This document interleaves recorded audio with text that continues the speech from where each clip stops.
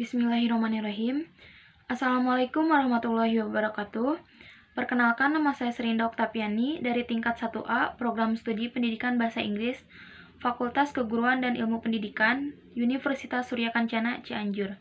Di sini saya akan menyampaikan hasil dari pengerjaan tugas saya untuk memenuhi tugas ujian akhir semester mata kuliah Pendidikan Agama yang diampu oleh Bapak Asep Aab Sihabudin, S.Phil, MPD. Konsep ketuhanan dalam Islam.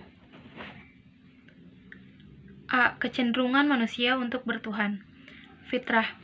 Masalah tauhid atau ketuhanan dianggap sebagai masalah fitrah, sehingga tidak perlu lagi dicari dalilnya, karena ia merupakan bagian dari fitrah atau ciptaan manusia. Dalam surat Ar-Rum, maka hadapkanlah wajahmu dengan lurus kepada agama sebagai fitrah Allah, yang telah menciptakan manusia atasnya. Tidak ada perubahan pada ciptaan atau fitrah Allah. Dalam surat Al-A'raf, dan ingatlah ketika Tuhanmu mengeluarkan dari sulbi anak-anak Adam keturunan mereka dan mengambil kesaksian dari mereka atas diri mereka sendiri. Bukankah aku ini Tuhan kalian? Seraya mereka menjawab, benar, Engkau Tuhan kami. Kami menjadi saksi, hal ini kami lakukan agar di hari kiamat nanti kalian tidak mengatakan, sesungguhnya kami lengah atas ini, atau wujud Allah. Lihat pula Quran Surat Al-An'am tentang kisah Nabi Ibrahim, tentang pengembara rasionalnya dalam mencari Tuhan. Kemudian B. Konsep Tuhan. Tuhan merupakan sesuatu yang dipuja, disembah, dipentingkan, diharapkan, dimintai, diharapkan memberi keselamatan, serta ditakuti karena bisa mendatangkan bahaya. Dan Tuhan itu juga bisa berbentuk konkret atau abstrak. Tuhan disebut ilahun, artinya penggerak, motivator yang dipatuhi dan ditaati. Kata Tuhan juga merujuk kepada suatu zat abadi dan supernatural. Biasanya dikatakan mengawasi dan memerintahi manusia dan alam semesta untuk jagat raya. Ditinjau dari sudut perbandingan agama, Tuhan ialah sesuatu atau apa saja yang dipentingkan sedemikian rupa oleh manusia, sehingga ia membiarkan dirinya dikuasai atau didominir oleh yang dipentingkannya itu. Allah Islam, Quran Surat Al-Ikhlas 112. Lihat pula 99 asma Allah. Yehwa atau Yahweh salah satu istilah yang dipakai Alkitab. Istilah ini berasal dari istilah berbahasa Ibrani Yehvah, Sang Hyang Tritunggal Maha Suci, yang artinya adalah Bapa, Putra, dan Roh Kudus. Terutama dipakai dalam gereja Katolik dan gereja Ortodoks. Konsep ini dipakai sejak Konsili Nicea pada tahun 325 M. Kemudian konsep Tuhan menurut pemikiran Barat. 1. Tuhan dinamisme. Manusia sejak zaman primitif sudah mengenal dan mengakui adanya kekuatan gaib yang mempengaruhi hidup manusia. Yang dimaksud berpengaruh di sini adalah sebuah benda. Benda tersebut bisa berpengaruh negatif atau positif, namun kekuatan benda-benda tersebut juga disebut bermacam-macam. Ada namanya mana, tuah, syakti. Semua kekuatan tersebut tidak dapat dicerna oleh panca indera manusia, namun ia dapat dirasakan pengaruhnya. 2. Tuhan animisme. Setiap benda dianggap mempunyai roh. Roh bagi masyarakat primitif bisa bersifat aktif meski benda tersebut kelihatan mati. Oleh karena itu, roh dianggap sesuatu yang hidup atau bisa dirasa senang dan kebutuhan-kebutuhan. Karena roh mempunyai kebutuhan, masyarakat primitif menyediakan sesajian sebagai salah satu wujud untuk memenuhi kebutuhan roh. Jika tidak, manusia bisa terkena dampak negatif dari roh tersebut. 3. Tuhan politeisme. Bagi Tuhan politeisme, eksistensi Tuhan dinamisme dan animisme belum dapat memberikan konsep ketuhanan yang sebenarnya, karena masih bersifat sanjungan dan pujaan saja. Baginya, dari sekian banyak roh-roh ada beberapa saja yang dianggap unggul, punya karakter, dan punya pengaruh terhadap hidup manusia. Di antaranya, roh yang unggul tersebut disebut sebagai dewa-dewa yang bertanggung jawab terhadap cahaya, air, angin, dan sebagainya. 4. Tuhan henoteisme. Henoteisme mengaku satu Tuhan untuk satu bangsa. Bangsa lain mempunyai Tuhan sendiri. Tuhan mereka disebut Tuhan nasional. Paham ini seperti agama Yahudi yang mengakui Yahweh sebagai Tuhan nasional mereka. Konsep ketuhanan dalam pandangan Islam. Tuhan dalam bahasa Arab disebut ilah yang berarti ma'bud, yang disembah. Pengertian Tuhan berdasarkan Islam ialah zat yang Maha Esa. Tidak ada lagi Tuhan kecuali Dia. Beberapa ayat Al-Quran mengungkapkan tentang konsep dasar tentang ketuhanan antara lain sebagai berikut. Dan Tuhanmulah adalah Tuhan yang Maha Esa. Tidak ada Tuhan melainkan Dia, yang Maha Pemurah lagi Maha Penyayang. Kemudian Tuhan monoteisme. Dalam monoteisme hanya mengakui satu Tuhan untuk seluruh bangsa dan bersifat internasional. Bentuk monoteisme ditinjau dari segi filsafat ketuhanan terbagi menjadi 3. 1. Deisme atau Tuhan bersifat transenden. Setelah menciptakan alam, Tuhan tidak terlibat lagi dalam hasil ciptaannya. 2. Panteisme atau Tuhan bersifat imanen. Tuhan menampakkan diri dalam berbagai fenomena alam. 3. Teisme atau Tuhan pada prinsip bersifat transenden, mengatasi semesta kenyataan, tetapi Tuhan juga selalu terlibat dengan alam semesta.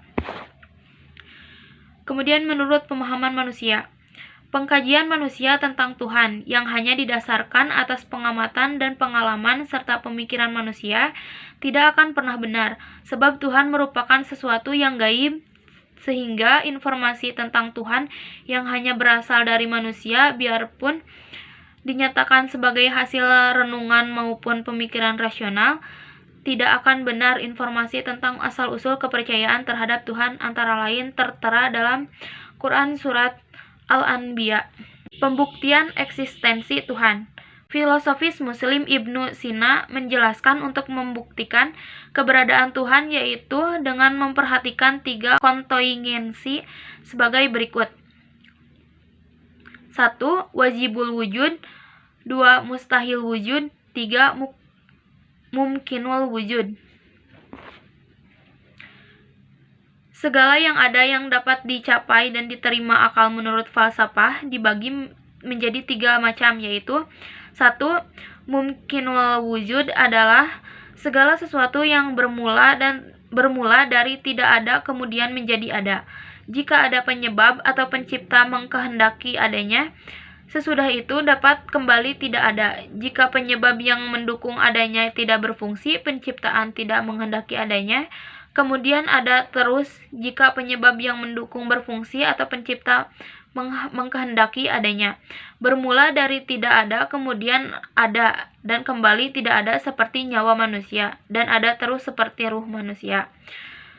2. Mustahil wujud, yaitu segala sesuatu yang tidak mungkin wujud, yang tidak mungkin terjadi menurut akal, seperti gajah bertelur atau sebagainya. Mustahil wujud itu sejak dari dulu tidak ada, sekarang tidak mungkin ada gitu. Andai kata sesuatu yang mustahil terjadi ada wujudnya, maka bukan mustahil wujud lagi namanya, tetapi menjadi mumkinul wujud. Oleh karena itu, akal mewajibkan bahwa yang menciptakan alam semesta itu tentu wujud yang di luar mumkinul wujud dan mustahil wujud. 3.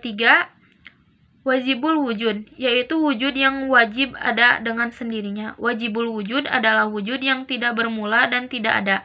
Dari dahulu ada, sekarang ada, terus seterusnya bakalan terus ada. Dia adalah sumber dari segala sumber, pencipta alam semesta dengan segala isinya. Karena akal menolak hukum berputar-putar, karena sifat Allah pertama adalah wujud. Wajibul wujud Sifat ketiga, bako.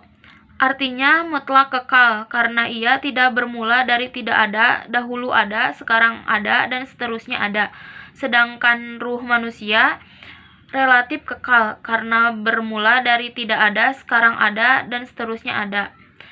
Keempat sifatnya adalah esa. Kemudian bukti wujud Allah pada alam dan diri manusia. 1. Wujud alam semesta. 2. Susunan. 3. Aturan. 4. Pergerakan. 5. Adanya nilai moral pada manusia. 6. Tawa dan tangis manusia. 7. Tantangan. Ada 3 teori yang menerangkan keberadaan Allah. 1. Paham yang mengatakan bahwa alam ini ada dari yang tidak ada yang terjadi dengan sendirinya. 2. Paham yang mengatakan bahwa alam semesta ini berasal dari jauhar yang merupakan inti. 3. Paham yang mengatakan bahwa alam semesta ini ada yang menciptakan. Dari ketiga teori itu, paham yang ketigalah yang sesuai dengan wahyu Allah dan dapat diterima dengan akal pikiran manusia.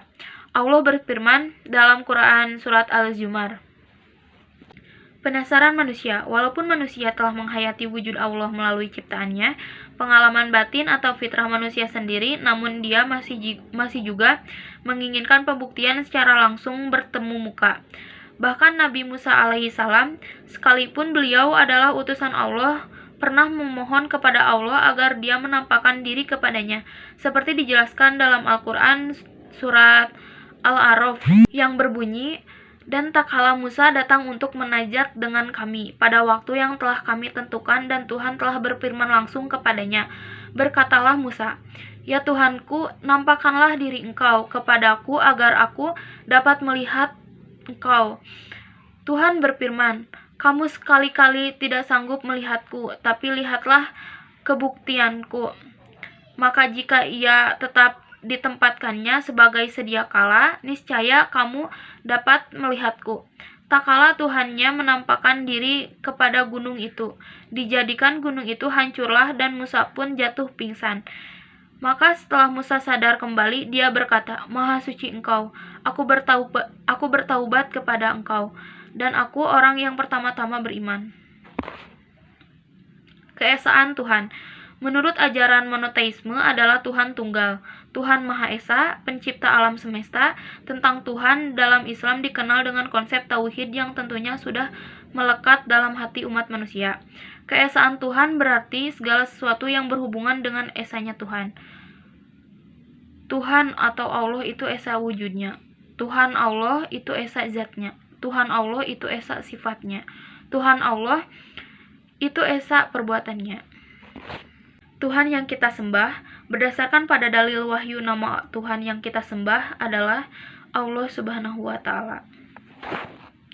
Sekian, terima kasih. Wassalamualaikum warahmatullahi wabarakatuh.